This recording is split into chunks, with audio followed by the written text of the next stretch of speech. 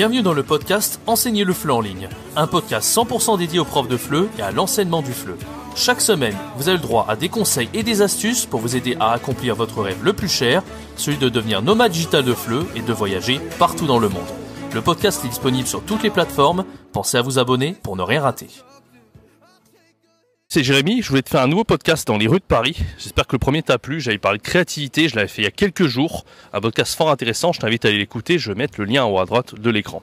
Dans ce nouveau podcast, je vais parler de la puissance dans le dev perso. Alors tu sais, quand tu es prof de FLE indépendant ou même en présentiel, tu sais que le dev perso c'est ultra important. De toute façon, de manière générale, dans la vie, pour réussir, le dev perso c'est un truc dont on ne peut se passer. Et un truc que tu as dû vraiment déjà entendre, c'est la puissance des affirmations positives pour réussir, quel que soit le challenge dans ta vie. Et je vais t'en parler, c'est ce dont je vais te parler aujourd'hui dans ce podcast. Tu vas voir que ça va t'aider en tant que prof de FLE à réussir, quel que soit le challenge. Si par exemple en 2024 tu veux trouver des élèves, tu veux trouver ta spécialité, te démarquer des autres profs, éclater la concurrence, gagner plus par exemple comme prof de FLE, voyager plus, je sais pas, peu importe quel est ton objectif, ce que je vais te dire dans ce podcast, ça va vraiment t'aider à passer et à atteindre tes objectifs. Je voulais te parler pour ça de ce qui m'est arrivé hier, qui est assez fou. Donc moi, tu le sais peut-être pas, je sais pas si j'en ai déjà parlé, mais je suis passionné d'échecs maintenant, ça va faire 2 ans. Ça m'est arrivé quand j'étais à Taïwan comme prof de FLE. Bon, tu l'as peut-être pas su aussi, il faudrait que je fasse un Discord ou un Telegram pour la communauté des profs de FLE pour raconter un petit peu certaines choses qui me sont arrivées comme nomade digital de FLE, etc. Mais en gros, j'étais à Taïwan il y a 2 ans et en fait, ça s'est mal passé pour moi parce qu'il y a eu un confinement Covid alors qu'il n'y avait pas eu de Covid pendant 2 ans là-bas. Et pile quand je débarque, bam, Covid au bout d'un mois. Donc j'étais un peu dégoûté, je me suis retrouvé 6 mois en confinement.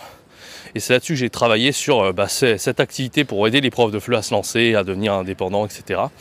Et au début, bon, j'étais pas en 6 mois, tout allait bien, tu vois, j'étais en confinement, ça allait à peu près. Et puis à la fin, je commençais à vraiment, pour être parlé crûment, je me faisais chier comme un rat mort, on va dire. Enfin, j'en avais un peu marre pendant 6 mois de bosser tous les jours comme un fou. Et bien sûr, des fois, il faut se détendre. On est tous des êtres humains, normal quoi. Et j'ai découvert les échecs, en fait. J'ai commencé à me passionner pour ce jeu d'échecs. Je n'avais pas grand-chose à faire à ce moment-là. J'ai joué avec un ami, mon frère, et c'est devenu une révélation pour moi. Donc depuis ce temps-là, j'ai gagné énormément de points, de classement. Au début, j'étais vraiment très nul quand j'ai commencé. Maintenant, je commence à avoir un niveau correct.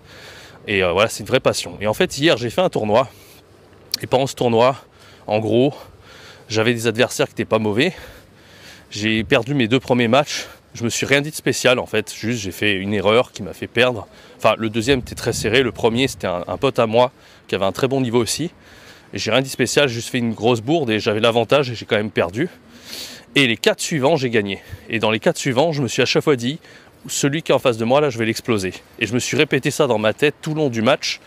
Et même quand c'était méga serré, j'ai failli perdre, j'ai fini par gagner quand même autant ou ce genre de choses. Et c'est absolument incroyable parce que les deux games que j'ai perdus, je me suis pas dit ça, tu vois. Je me suis pas du tout dit, allez celui-là je vais l'exploser. Mais j'ai perdu, comme par hasard. Et celle où je me suis dit que j'allais gagner, j'allais l'éclater, j'ai gagné en fait. J'ai gagné parfois assez facilement, j'ai extrêmement bien joué. Enfin, j'étais content de moi quoi. Donc en fait, je fais le parallèle avec le FLE maintenant et je te dis en quoi ça peut être utile, juste d'avoir des affirmations positives dans ta tête. C'est que je saurais comment l'expliquer, ça m'est déjà arrivé de tomber sur ce genre de vidéo où les gens te disent juste il faut que tu te répètes que tu es le meilleur, etc. dans ta tête. Mais en vrai, c'est très efficace. Très efficace parce que je pense que tu reprogrammes ton inconscient en fait quand tu fais ça et tu intimides un peu, quand tu as une sorte de compétition comme ça, tu intimides quelque part un peu la personne que tu as en face de toi. Mais je crois que tu as une sorte de karma positif qui fait que tu obtiens de fait tout ce que tu veux en te répétant à toi-même je vais y arriver. Alors, quelques exemples de trucs que tu peux te dire, toi en prof de FLE, si par exemple ton but en 2024 c'est de trouver des élèves, tu peux te dire là je vais trouver plein d'élèves, je vais être bombardé d'élèves et tu te répètes ça tout le temps. Vraiment t'y crois, parce que si t'y crois pas, ça marchera pas, tu vois. Moi vraiment dans ma tête j'y croyais. Tu vois, et à l'inverse, il faut surtout pas se dire de trucs négatifs. Parce qu'à chaque fois, par exemple, je fais une partie d'échecs et je me dis, celle-là, je vais la perdre, c'est la merde. Tout le temps, il n'y a pas d'exception, tout le temps, je la perds. Même quand je suis vachement devant, des fois, j'ai une pensée négative, je me dis, oh putain, et tout. Et ça va pas, tu vois. Et à l'inverse, là, hier, j'étais ultra positif et comme je t'ai dit, je suis remonté à fond. Par contre, quand j'étais neutre ou assez négatif sur les premières, je les ai perdues. Donc voilà, donc pour les élèves, tu peux dire, ouais, je vais être bombardé d'élèves, ça va être génial. Pour ce qui est de trouver ta spécialité, tu dis allez là je vais me démarquer avec ma spécialité, je vais éclater la concurrence, enfin tu peux te dire ce genre de choses. Et peu importe, hein, peu importe quel est ton objectif, si ton but c'est de gagner plus, tu vas te dire voilà cette année j'ai gagné plein d'argent, etc. Peut-être même un objectif précis, plus c'est précis mieux c'est. Tu vois, faut pas se dire je vais gagner plein d'argent, mais plutôt te dire là je vais gagner 2500 par mois, j'en sais rien, tu vois. Mais voilà, je t'invite vraiment à vraiment avoir cette psychologie positive, et il faut que ça devienne le plus naturel possible. Alors bien sûr, si tu as cette psychologie positive, mais à côté tu fais pas attention à d'autres aspects de ta vie. Moi par exemple hier, tu vois, quand j'ai gagné le tournoi, c'était pas juste je me suis dit que j'allais éclater, c'est aussi que j'avais pris un énorme bon petit brunch avant. Donc voilà, j'avais très bien mangé, j'avais une grosse énergie.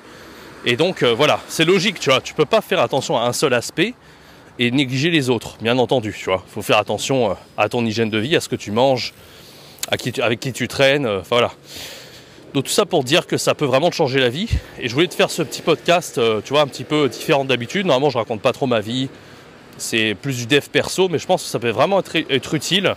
Et donc dis-moi dans les commentaires si tu aimerais plus de podcasts de cette manière. Peut-être que j'en ferai d'autres comme ça en marchant dans la rue, j'aime bien. Ça change un peu ce que je t'ai dit. Moi j'enregistrais beaucoup chez moi. Donc le fait de parler en marchant comme ça, je sais pas, je trouve ça sympa. Ça fait plus comme si tu parlais à un ami. Donc, je sais pas si tu apprécies ce format, mais j'en ferai certainement plus. Et n'oublie pas les affirmations positives pour vraiment avoir cette bonne psychologie et éclater et tout casser en 2024. Voilà, moi je te laisse. Je te donne rendez-vous très bientôt pour un prochain podcast. C'était Jérémy. Ciao, bye bye.